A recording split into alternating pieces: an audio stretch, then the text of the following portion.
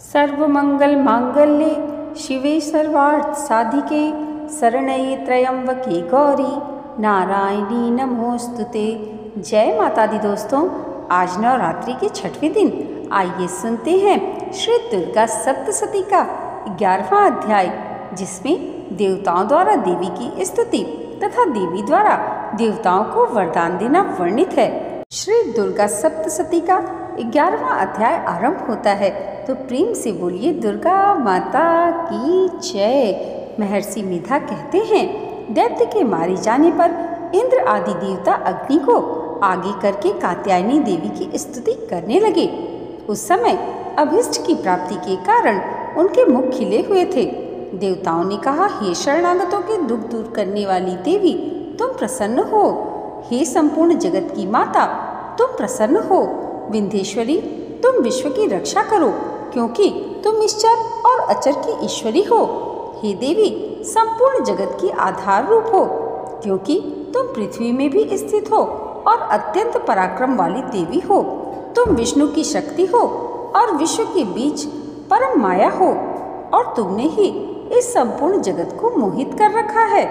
तुम्हारे प्रसन्न होने पर ही यह पृथ्वी मोक्ष को प्राप्त होती है। हे देवी, संपूर्ण विद्याएं तुम्हारे ही भिन्न भिन्न स्वरूप हैं। इस जगत में जितनी स्त्रियां हैं वह सब तुम्हारी ही मूर्तियां हैं। एकमात्र तुमने ही इस जगत को व्याप्त कर रखा है। तुम्हारी स्तुति किस प्रकार हो सकती है, क्योंकि तुम परम बुद्धि रूप हो और संपूर्ण प्राणी रूप स्वर्ग और मुक्ति देने वाली हो। अतः इसी रूप में तुम्हारी स्तुति की गई है। तुम्हारी स्तुति के लिए इससे बढ़कर और क्या युक्तियां हो सकती हैं। संपूर्ण जनों के हृदय में बुद्धि रूप होकर निवास करने वाली, स्वर्ग तथा मोक्ष प्रदान करने वाली हे नारायणी देवी, तुमको नमस्कार है। कालाकाष्ठ आदि रूप से अवस्थाओं को परिवर्तन की ओर ले जाने वाली तथा प्राणियों का अंत करने वाली नारायणी, तुमको नमस्कार है। हे नारायणी, संपूर्ण मंगलों के मंगल रूप वाली, हे शिवे, हे संपूर्ण प्रयोजनों को सिद्ध करने वाली, हे शरणागत वत्सला, 3 नेत्रों वाली गौरी, तुमको नमस्कार है। सृष्टि स्थिति तथा संहारों की शक्तिभूता सनातनी देवी, गुणों का आधार तथा सर्व सुखमयी नारायणी, तुमको नमस्कार है। हे शरण में आए हुए शरणागतों, दीन दुखियों की रक्षा में तत्पर, संपूर्ण पीड़ाओं को हरने वाली हे नारायणी, तुमको नमस्कार है। हे नारायणी, तुम ब्राह्मणी का रूप धारण करके हंसों से जुते हुए विमान पर बैठती हो तथा कुश से अभिमंत्रित जल छिड़कवाती रहती हो, तुम्हें नमस्कार है। माहेश्वरी रूप से त्रिशूल, चंद्रमा और सर्पों को धारण करने वाली हे महावृषभ वाहन वाली नारायणी, तुम्हें नमस्कार है। मोरों और मुकुटों से घिरी रहने वाली महाशक्ति को धारण करने वाली हे कौमारी रूप धारिणी निष्पाप नारायणी, तुम्हें नमस्कार है। हे शंख चक्र गदा पद्म श्रांग धनुष रूप आयुधों को धारण करने वाली वैष्णवी शक्ति रूपा नारायणी, तुम हम पर प्रसन्न हो, तुम्हें नमस्कार है। हे दांतों पर पृथ्वी धारण करने वाली वाराह रूपिणी कल्याणमयी नारायणी, तुम्हें नमस्कार है। हे उग्र नृसिंह रूप से दैत्यों को मारने वाली, त्रिभुवन की रक्षा में संलग्न रहने वाली नारायणी, तुम्हें नमस्कार है।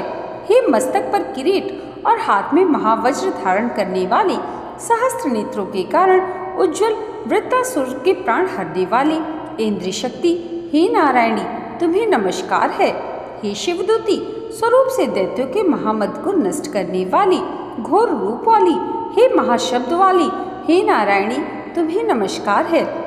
दाढ़ों के कारण विकराल मुख वाली, मुंडमाला से विभूषित मुंड मर्दिनी चामुंडा रूपी नारायणी, तुम्हें नमस्कार है। हे लक्ष्मी, लज्जा, महाविद्या, श्रद्धा, पुष्टि, स्वधा, ध्रुवा, महारात्रि तथा महाविद्या रूपा नारायणी, तुमको नमस्कार है।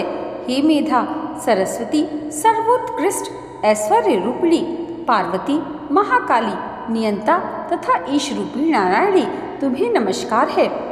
हे सर्व स्वरूप सर्वेश्वरी, सर्वशक्ति युक्त देवी, हमारी भय से रक्षा करो, तुम्हें नमस्कार है। हे कात्यायनी, तीनों नेत्रों से भूषित यह तेरा सौम्य मुख सब तरह के डरों से हमारी रक्षा करे, तुम्हें नमस्कार है।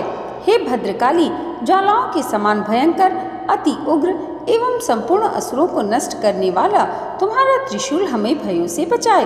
तुमको नमस्कार है हे देवी, जो अपने शब्द से इस जगत को पूरित करके दैत्यों के तेज को नष्ट करता है। वह आपका घंटा इस प्रकार हमारी रक्षा करे जैसे कि माता अपने पुत्र की रक्षा करती हैं। हे चंडिके, असुरों से रक्त और चर्बी से चर्चित जो आपकी तलवार है वह हमारा मंगल करे। हम तुमको नमस्कार करते हैं।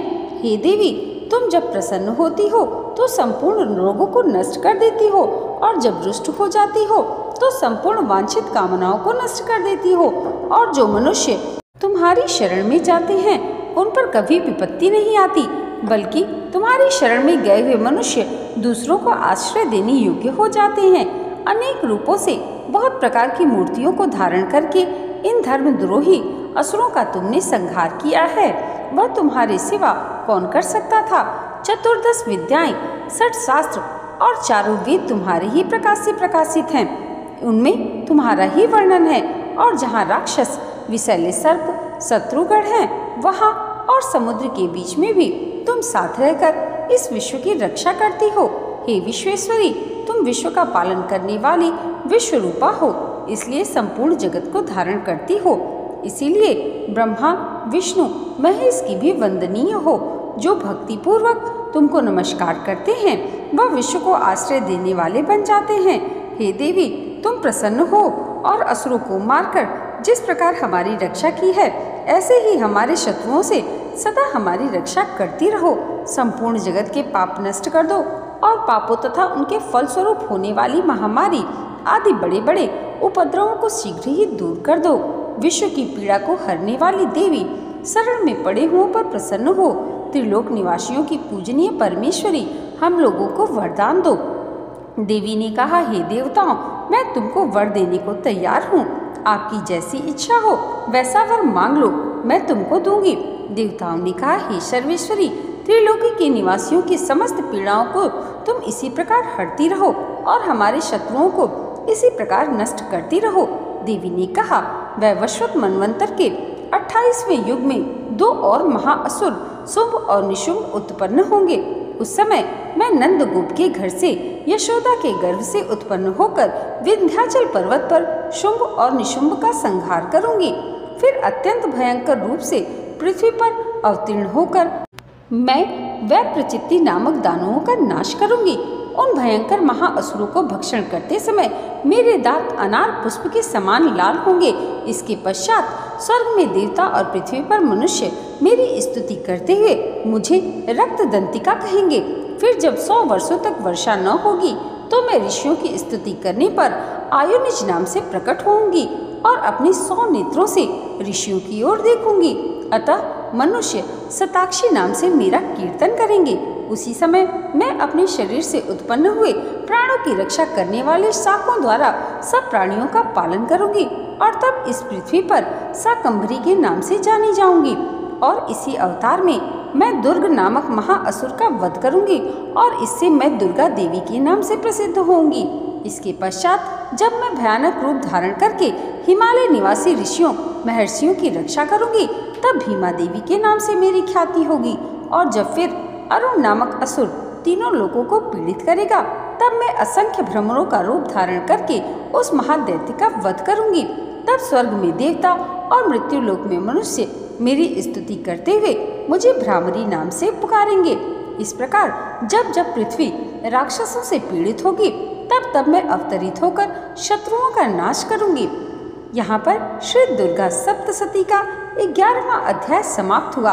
प्रेम से बोलिए दुर्गा माता की जय। दोस्तों, आज की ये वीडियो अगर आपको अच्छी लगी हो तो कमेंट बॉक्स में जय माता दी ज़रूर लिखिएगा और इसे लाइक, और हमारे चैनल पर पहली बार आए हैं तो सब्सक्राइब करना मत भूलिएगा। जगत जननी माँ जगदम्बा की कृपा आप सबके जीवन पर सदैव ऐसे ही बनी रहे, इसी मंगल कामना के साथ मिलते हैं अगली वीडियो में श्री दुर्गा सप्तशती के 12वें और 13वें अध्याय के साथ। तब तक के लिए जय माता दी।